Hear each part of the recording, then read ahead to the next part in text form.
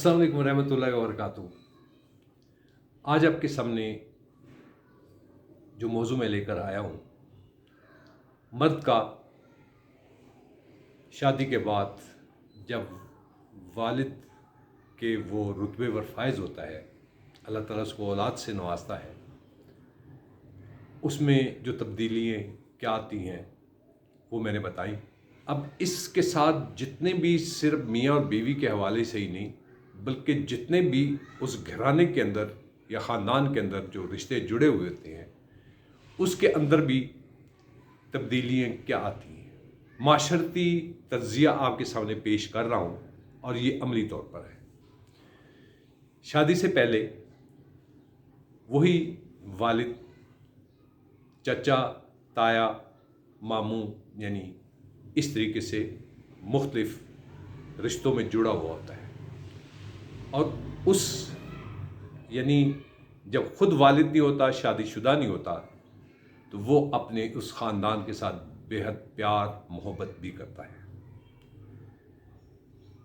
और उस मोहब्बत के रिश्तों को बच्चे भी महसूस करते हैं और उस शख्स के बहन भाई भी, वालिदैन भी महसूस करते हैं। लेकिन जब वो वालिद बनता है तो उसमें चूँकि अब प्रायोरिटी कि अल्लाह ताला ने उसको भी औलाद से नवाजा, तो कुदरती अमर है कि वो अपने बच्चों को जो मोहब्बत जो कुदरत ने उसके अंदर जज्बे पैदा फरमाए, तो उन रिश्तों की वजह से,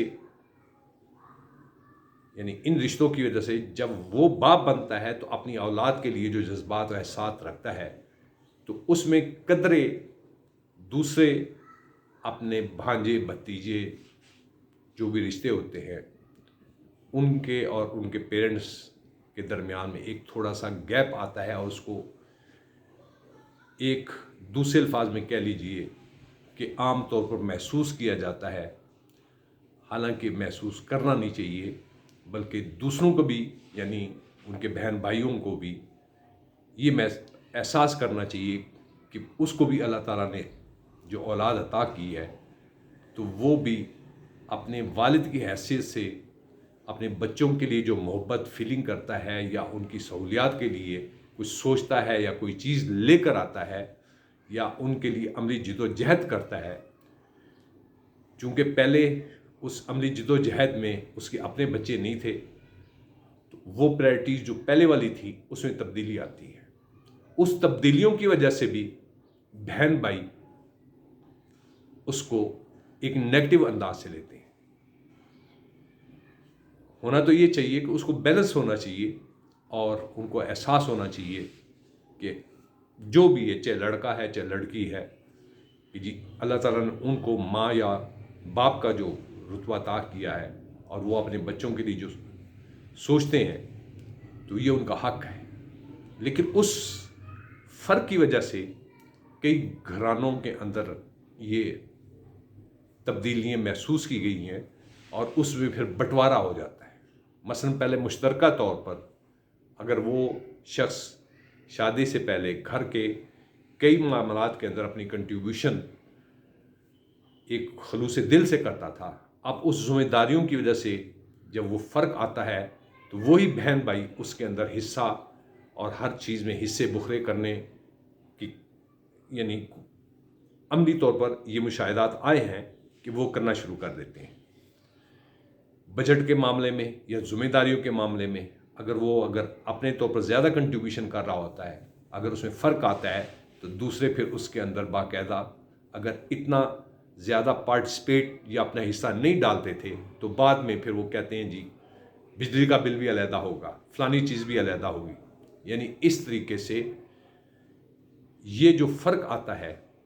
ये भी ख़ानदानी रिश्तों के अंदर जो मजबूतियाँ होती हैं उसे कमज़ोरी का बायस बनती है। बस हमें ये जो चीज़ मैं आपके सामने पेश कर रहा हूँ, ये अमली मुशाहदात से गुज़रे हैं, और कई ज़ाहिर है आप या हम दोस्त अहबाब भी हैं, इसी तरह बहन भाई या कज़न्स भी हैं, वो इस चीज़ को फिर बयान अपने अंदाज से, शिकवे के अंदाज से करते हैं کہ میرے بچوں کے ساتھ یہ وہ چیزیں ہیں جس کی وجہ سے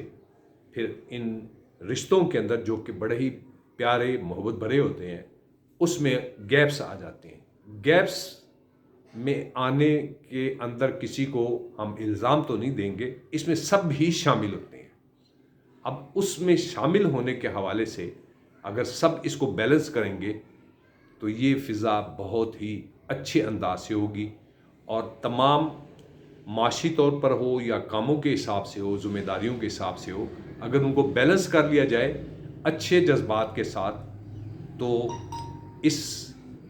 جذبات کو اخلاص کا نام دیا جائے گا. جبکہ اگر دوسرے انداز سے، منفی انداز سے اگر آپ لیں گے تو پھر یہ خود غرضی اور مطلب پرستی کی بات آئے گی، جبکہ رشتے خونی بھی ہیں اور بڑے قریبی بھی ہیں اور بڑے مضبوط بھی ہیں.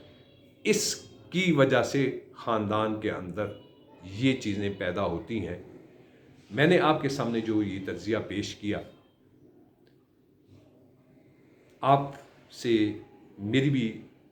جو سب سے بڑی خواہش ہوتی ہے کہ میں ہر ویڈیو میں کہتا ہوں اپنے مجھے جو بھی فیڈ بیک یا ریمارکس دینے ہیں یا رائے دینی ہے وہ ضرور دیجیے گا. آخر میں اجازت چاہتا ہوں. السلام علیکم ورحمۃ اللہ وبرکاتہ.